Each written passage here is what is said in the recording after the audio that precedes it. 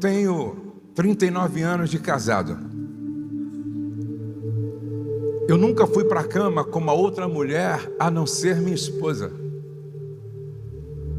Já fui tentado e já compartilhei uma tentação que eu sofri, que cheguei até a porta da sala do adultério. Deus me guardou. E um dos segredos foi que eu tive a coragem de chamar a minha esposa e confessar para ela a tentação. Porque quem confessa uma tentação se antecipa, não vai precisar confessar um pecado.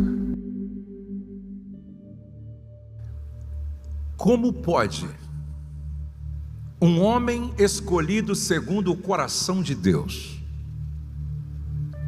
o homem que mais acessou o coração de Deus com adoração, um homem que era uma inspiração como poeta, um homem tão íntimo de Deus, de repente ter comportamento de ímpio,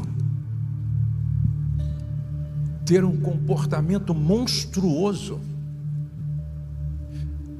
perder sua capacidade de sentir, se tornando como um psicopata espiritual. Essa é uma pergunta que eu me fiz. Como pode?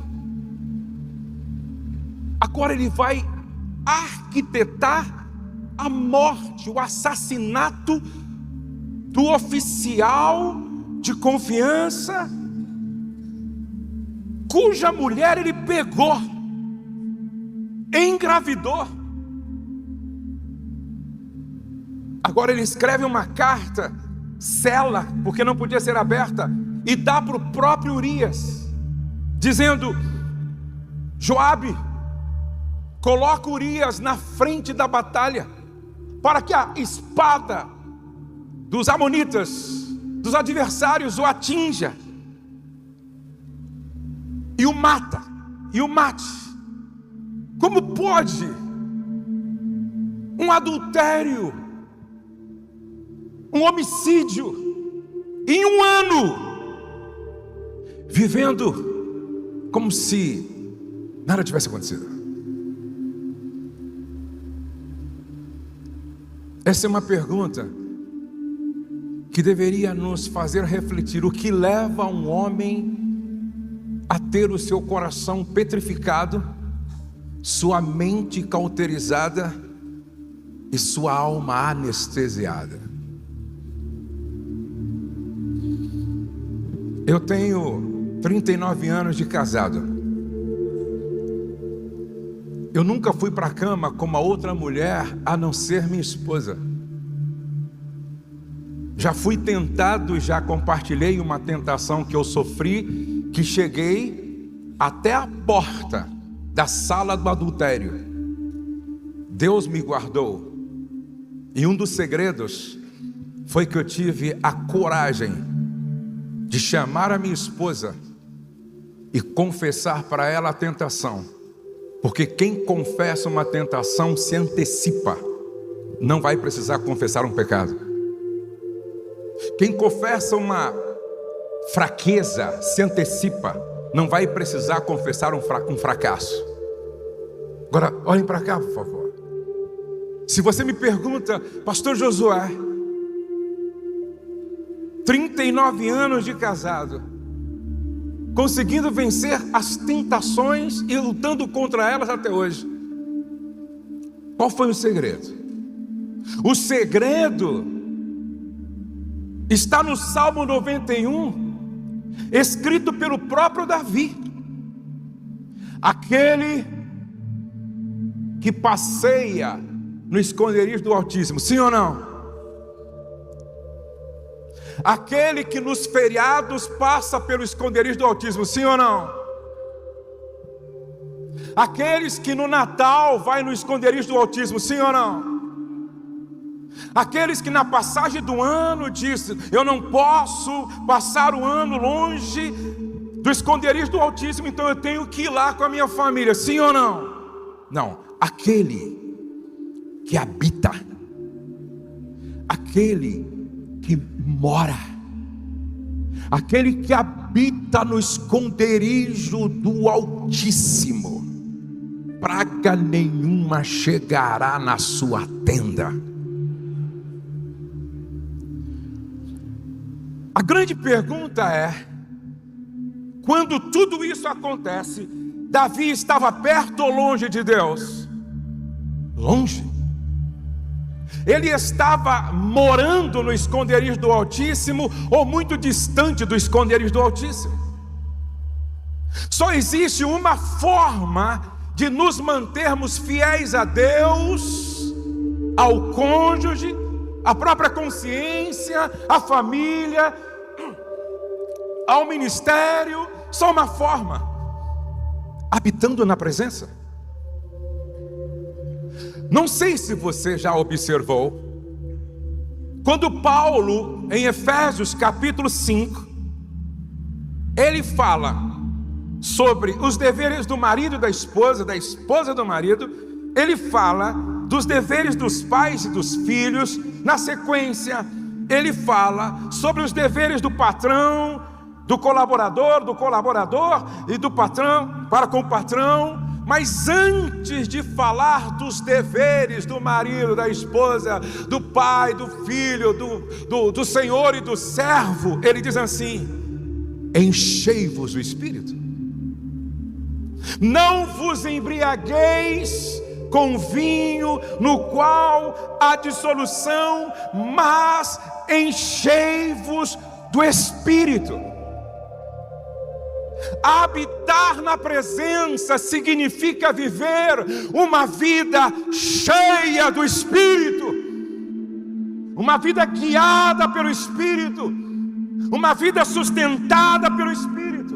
E aí você me pergunta: eu quero habitar na presença e eu quero viver uma vida cheia do Espírito, para ser um marido, uma esposa, um pai, um filho, um patrão, um empregado melhor, fiel. Como, Josué, eu faço isso? Só existe uma maneira: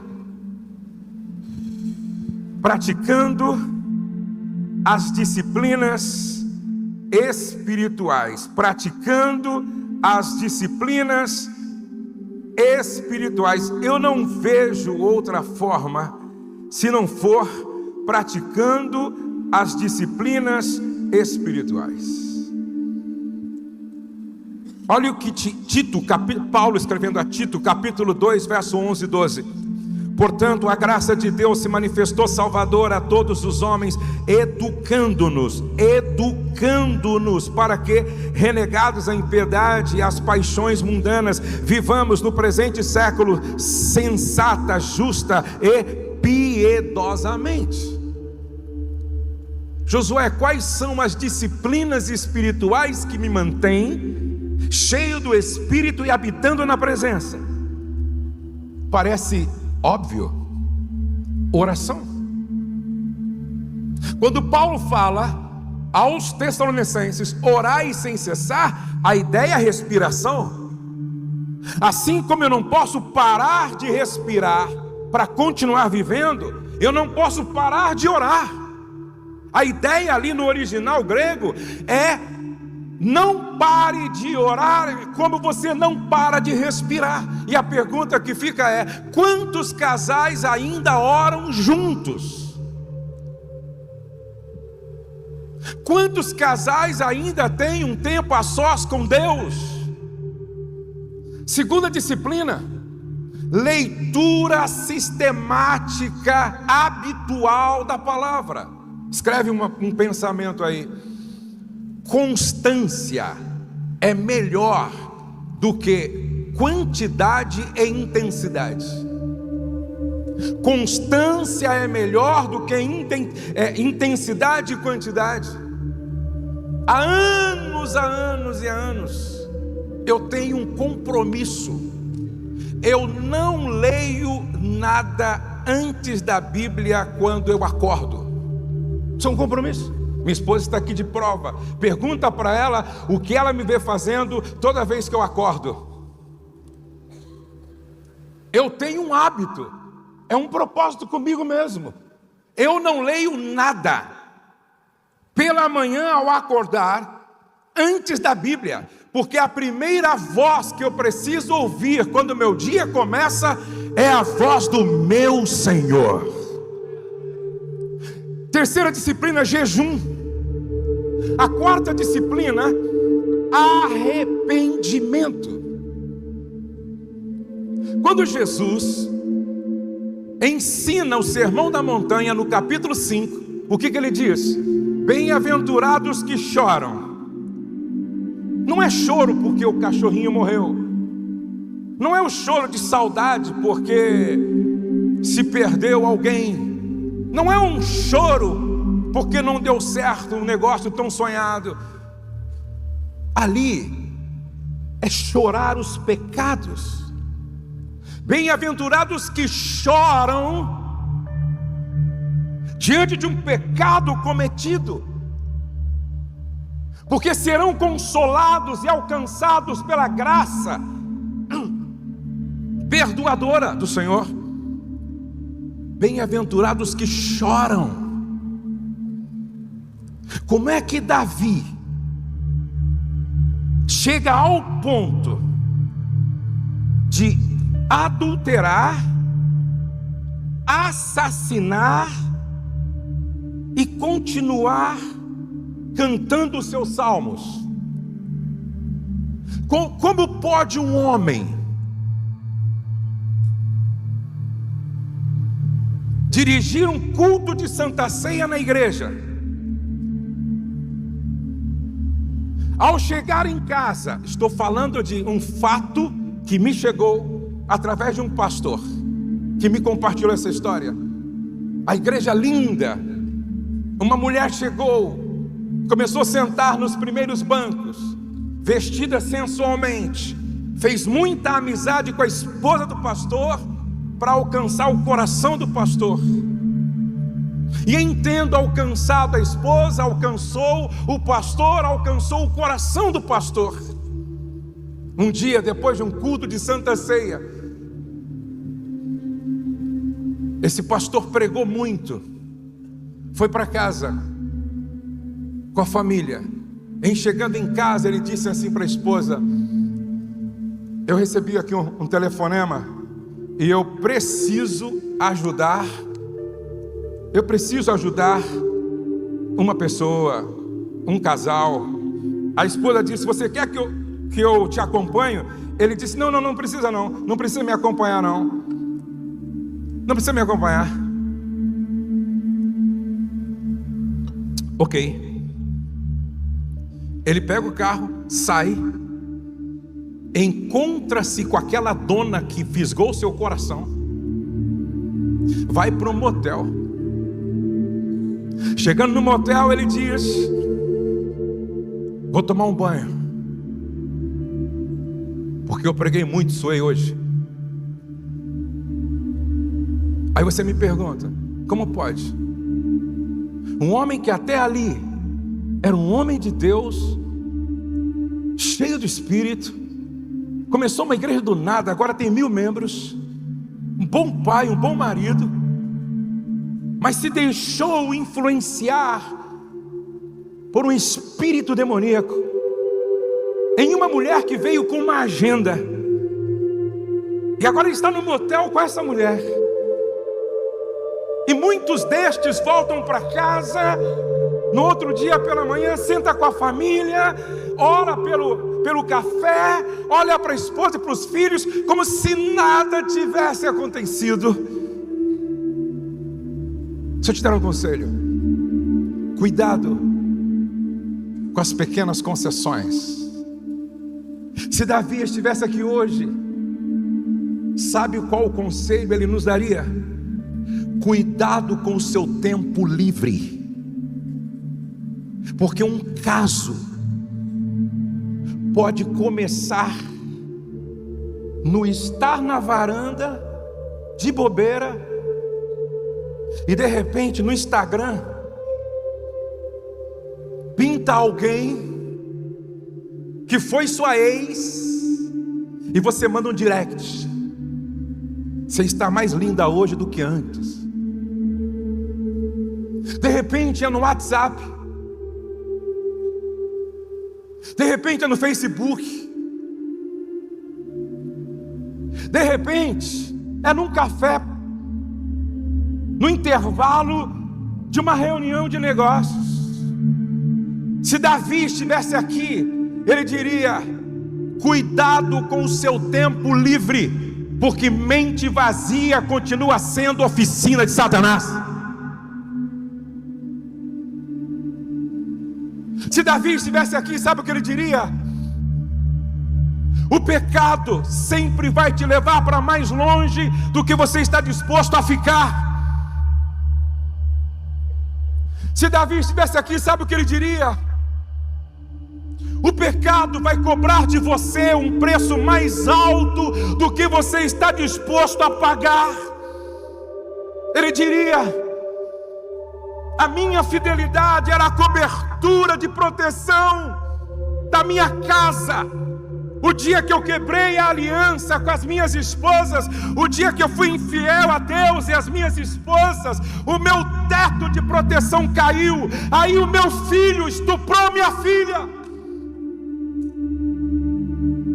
O meu filho Absalão tomou-me o poder, tomou o palácio. Ou eu fugia, ou eu morria. Só que não deu para levar minhas 10 esposas legítimas, mulheres legítimas. Meu filho montou uma tenda na varanda do palácio, ouvindo o conselho de Aitofel, e ele, meu filho, estuprou minhas 10 esposas. O meu filho Absalão, tomando as dores da irmã Tamar, violentada pelo irmão Aminon, montou um plano e assassinou o meu próprio filho, um filho matando outro filho. O pecado vai te cobrar um preço mais alto do que você está disposto a pagar. Quem tem ouvidos para ouvir, ouça o que o Espírito ministra à igreja.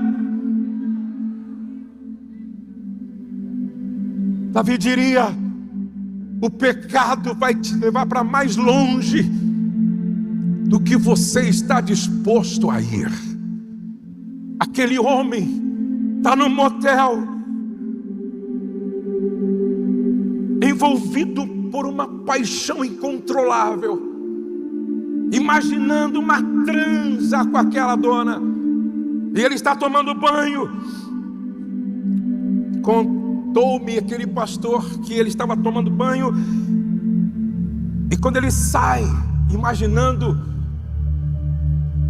ver aquela mulher bonita, sensual, mas quando ele sai, ele se depara com uma mulher possessa por demônios, e ela está de 4, assim ajoelhada na cama, com uma expressão facial horrorosa, falando com uma voz de homem. E ela disse para ele assim, o diabo falando na boca dela: hoje eu te destruí você, seu ministério, sua família e sua igreja. Esse homem entra em desespero, veste o que dá para vestir, sai correndo, enlouquecido. E esse pastor me contou que ele desaparece, some, desaparece. Procuram ele e não acham. 5 anos depois, ele aparece em algum lugar como mendigo, pedindo esmola. O diabo é assim. Ele te dá um cartão de crédito e diz assim: pode gastar. E você vai passando, vai pecando, vai passando, vai pecando. Um dia a fatura vem.